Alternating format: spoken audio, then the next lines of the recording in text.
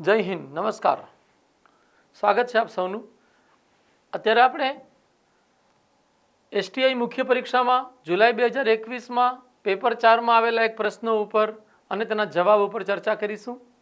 ભાઈ બહેનો, આ પ્રશ્ન છે વિદેશી સંસ્થાકીય રોકાણ એફઆઈઆઈ અને વિદેશી પ્રત્યક્ષ રોકાણ એફડીઆઈ વચ્ચેનો તફાવત સમજાવી ભારતીય અર્થતંત્રના સંદર્ભે તેની અગત્યતાની ચર્ચા કરો। ભાઈ બહેનો, આ પ્રશ્ન એક સાથે બે બાબતો ઉપર આપણી સમક્ષ પ્રશ્નના સ્વરૂપમાં રજૂઆત છે। એક બાબત આપણને પૂછવામાં આવી છે એફડીઆઈ અને એફઆઈઆઈ વચ્ચેનો તફાવત, અને બીજી બાબત આપણને પૂછવામાં આવી છે તેનું મહત્વ, તેનું ઇમ્પોર્ટન્સ, ઇન્ડિયન ઇકોનોમીના કન્સર્નમાં એફડીઆઈ એફઆઈઆઈનું શું મહત્વ છે। તો ભાઈ બહેનો, આપણે એ બંને મુદ્દાઓના આધારે પ્રશ્નોનો જવાબ કુલ બે વિભાગોમાં આપવો જોઈએ અને પ્રસ્તાવના સાથે બે વિભાગ રજૂ કરી આપણે આપણા જવાબને પૂર્ણ કરવો જોઈએ। તો બે વિભાગમાંથી એક વિભાગ તફાવતથી જોડાયેલો હોય, બીજો વિભાગ અગત્યતા ઉપર ચર્ચા કરનારો હોય। પ્રસ્તાવનાની અંતર્ગત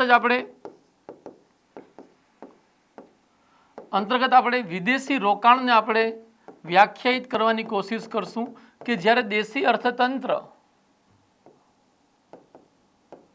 અર્થતંત્રમાં વિદેશથી મૂડીનું રોકાણ આવે તો એને વિદેશી રોકાણ કહેવામાં આવે છે, અને ભારતીય અર્થતંત્રમાં આ વિદેશી મૂડી રોકાણને એફડીઆઈ તથા એફઆઈઆઈ એમ બે વિભાગમાં વહેંચવામાં આવે છે। આ એફડીઆઈ અને એફઆઈઆઈ વચ્ચે મૂળભૂત મહત્વના બે ત્રણ તફાવતો છે જેને નીચે પ્રમાણે રજૂ કરી શકાય, અને એ પ્રમાણે પહેલા પેરેગ્રાફની અંદર તફાવતને સાથે રાખી પેરેગ્રાફ, પ્રસ્તાવનાનો પેરેગ્રાફ પૂર્ણ કરીશું, અને સીધું તફાવત ઉપર આવી ગયા પછી આપણે એક કોષ્ટક દ્વારા રજૂઆત કરવી જોઈએ તફાવતની, કે જેની અંતર્ગત આપણે એફડીઆઈ અને એફઆઈઆઈના વિવિધ મુદ્દાઓ કવર કરવાની કોશિશ કરવી જોઈએ। ભાઈ બહેનો, એફડીઆઈ એફઆઈઆઈ ક્રમ નંબર 1, આપણે પૂરું નામ લખીએ, ફોરેન ડાયરેક્ટ ઇન્વેસ્ટમેન્ટ, પૂરું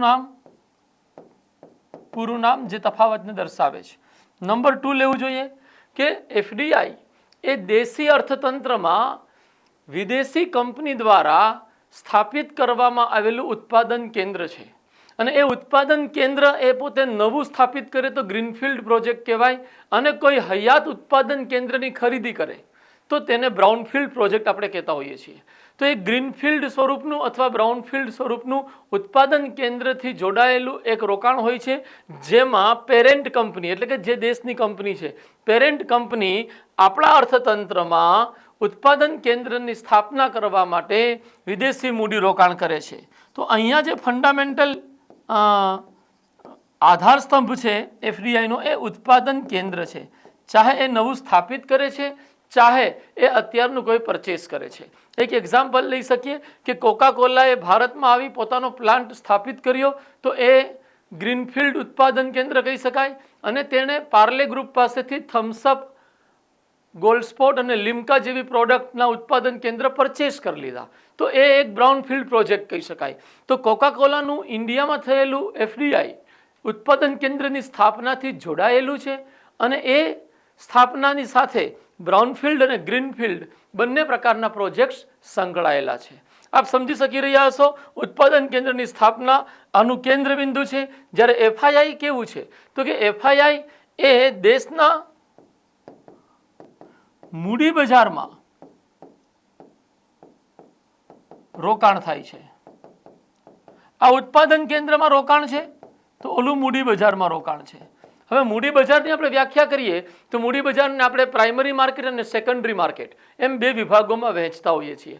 પ્રાઇમરી માર્કેટ અને સેકન્ડરી માર્કેટમાં જ્યારે એફઆઈઆઈથી જોડાયેલા વિદેશી રોકાણકારો, ફૂલ ફોર્મ છે જ ફોરેન ઇન્સ્ટિટ્યુશનલ ઇન્વેસ્ટર્સ, એ રોકાણકારો જ્યારે આપણા સ્ટોક માર્કેટમાં પોતાની મૂડી રોકે છે તો એને આપણે કહીએ છીએ કે એ મૂડી બજારમાં એમણે પ્રવેશ કરી અને રોકાણ કર્યું છે।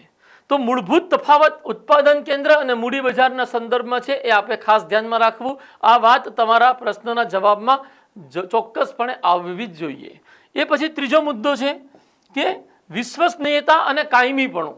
તો એફડીઆઈ વધુ વિશ્વસનીય અને કાયમીપણું ધરાવે છે, અને કાયમી સ્વરૂપનું રોકાણ।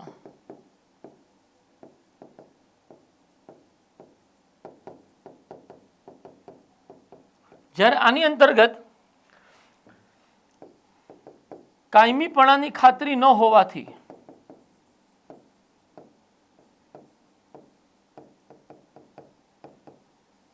ઓછું વિશ્વસનીય રોકાણ ઓછું વિશ્વસનીય ગણાય છે, ક્ષમા કરજો, ઓછું વિશ્વસનીય ગણાય છે.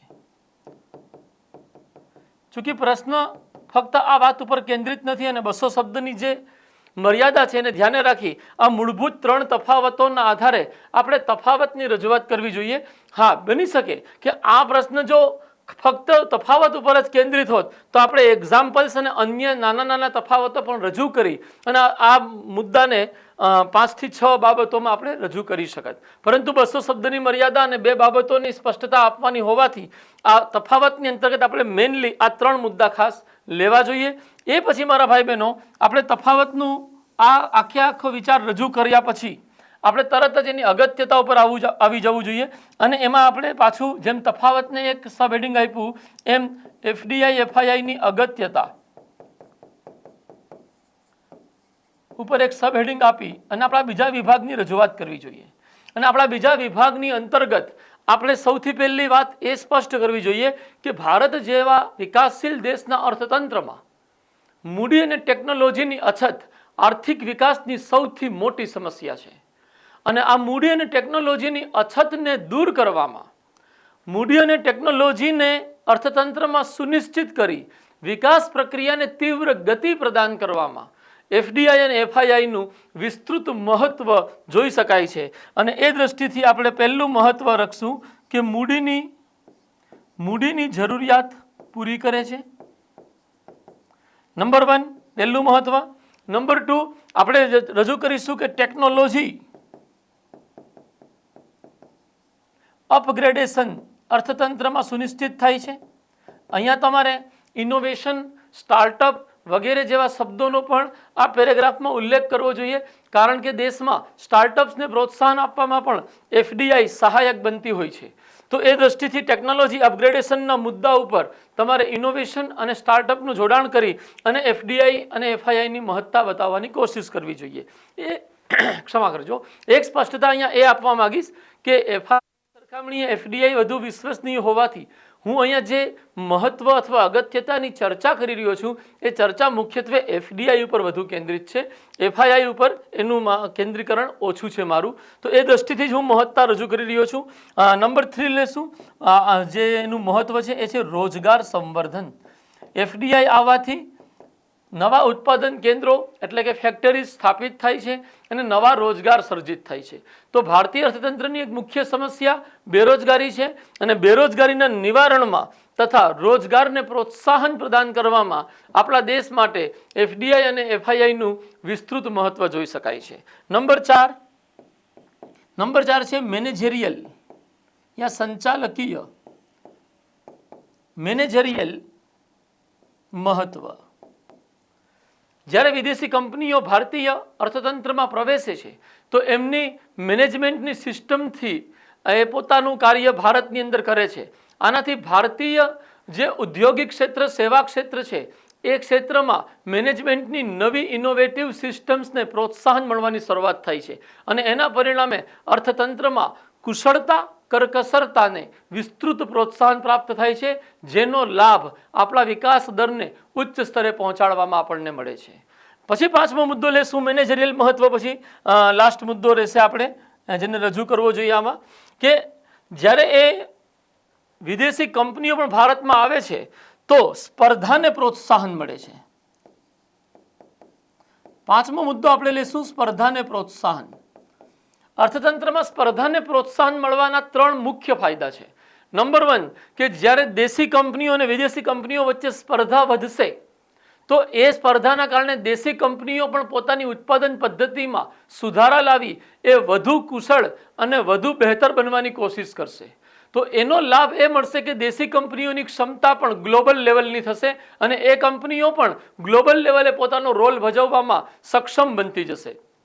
તો જે 3 ફાયદા આવી ક્ષમતાની પ્રાપ્તિથી થાય છે અને સ્પર્ધાથી થાય છે એ પ્રમાણે છે કે અર્થતંત્રમાં દરેક પ્રોડક્ટની પડતરમાં ઘટાડો થાય છે, તથા એ પ્રોડક્ટની ગુણવત્તામાં વધારો થાય છે. પ્રોડક્ટની પડતર ઘટવી ટેકનોલોજીકલ ઇનોવેશનના કારણે અને ગુણવત્તામાં વધારો થવો, એ બે ફાયદાથી એક ત્રીજો ફાયદો જન્મે છે કે અધિકતમ ગ્રાહક સંતુષ્ટિ. સ્પર્ધાના આધારિત વ્યવસ્થામાં, અર્થતંત્રમાં અધિકતમ ગ્રાહક સંતુષ્ટિનો આદર્શ પણ પ્રાપ્ત થઈ જાય છે, કારણ કે ગ્રાહક સંતુષ્ટિનો આધાર સ્તંભ જ મૂળભૂત રીતે ઓછી પડતર એ અધિકતમ ગુણવત્તા હોય છે. તો એક સાથે ત્રણ ફાયદા દેશની અર્થતંત્રમાં સ્પર્ધાને પ્રોત્સાહન પ્રાપ્ત થવાથી મળે છે. અને આ 5 ડાયમેન્શનના આધારે આપણે આ પ્રશ્નના જવાબમાં 5 પેરેગ્રાફમાં પોઈન્ટ હેડિંગ સાથે એફડીઆઈ અને એફઆઈઆઈની અગત્યતા ઉપર ચર્ચા કરવી જોઈએ. અને નિષ્કર્ષ રૂપે આપણે આની અંતર્ગત છેલ્લે એક પેરેગ્રાફ નિષ્કર્ષના રૂપે જો જગ્યા સ્પેસ હોય તો આપવું જોઈએ, જેની અંતર્ગત આપણે સ્પષ્ટતા આપવી જોઈએ કે છેલ્લા 2 વર્ષો દરમિયાન ભારતમાં એફડીઆઈની માત્રામાં તીવ્ર વધારો થઈ રહ્યો છે. ખાસ કરીને ગુજરાત એફડીઆઈ પ્રાપ્ત કરવામાં દેશના અગ્રણી રાજ્યોમાં લગભગ હંમેશા સામેલ રહ્યું છે. ગુજરાતની આ સફળતાથી જ, એફડીઆઈ પ્રાપ્ત કરવાની સફળતાથી જ ગુજરાતમાં મેન્યુફેક્ચરિંગ સેક્ટર અને રોજગાર ક્ષેત્રે તીવ્ર વૃદ્ધિ હાંસલ કરવામાં સફળતા પ્રાપ્ત થઈ છે. અને આ તીવ્ર વૃદ્ધિ ડબલ ડિજિટ ગ્રોથ રેટને દર્શાવે છે. આ પ્રકારનો નિષ્કર્ષ રજૂ કરી આપણે આ પ્રશ્નનો જવાબ અહીંયા પૂર્ણ કરવો જોઈએ. મારા ભાઈ બહેનો, આપ સમજી શકતા હશો કે મેં તફાવત અને અગત્યતાને જુદા જુદા 2 વિભાગમાં મૂકી અને એની અંતર્ગત તફાવતને કોષ્ટકના માધ્યમથી તથા અગત્યતાને પોઈન્ટ હેડિંગના માધ્યમથી રજૂ કરવાની કોશિશ કરી છે. કંઈક આવી જ રજૂઆતની પદ્ધતિ આપણા પ્રશ્નના જવાબને વધુ સરળ અને સ્પષ્ટ બનાવે છે. મારા ભાઈ બહેનો, આ પ્રશ્નનો જવાબ મેં અત્યારે જે પ્રશ્ન એસટીઆઈ મેન્સમાં પૂછાયેલો છે, 200 શબ્દની જે મર્યાદા છે એને ધ્યાને રાખીને રજૂ કરેલો છે.